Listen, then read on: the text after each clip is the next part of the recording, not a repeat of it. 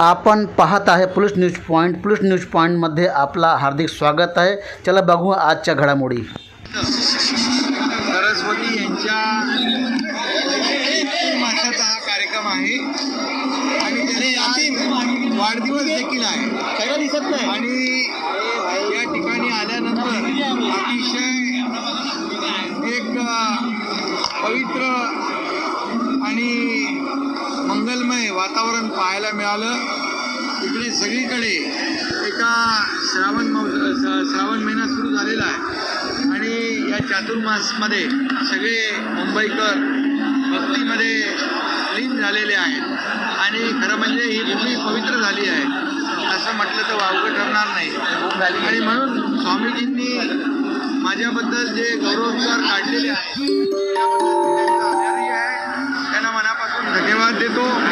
खरं म्हणजे हा गौरव जो आहे हा एकनाथ शिंदेचा नाही, मी मगाशी म्हणालो, हा तमाम मोबाईल लाडक्या बहिणींचा आहे, लाडक्या भावांचा आहे, लाडक्या शेतकऱ्यांचा आहे आणि लाडक्या वारकऱ्यांचा, या तमाम संतांचा हा गौरव आहे. आणि त्याचबरोबर गोमातेला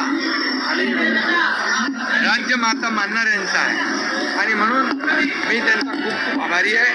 खरं म्हणजे हजारो भाविक इथे येत आहेत, दररोज त्यांचं प्रवचन ऐकत आहेत. इथे होम हवन सुरू आहे आणि जवळपास 33 करोड या ठिकाणी गोमातेला आहुत्या दिल्या जाणार आहेत.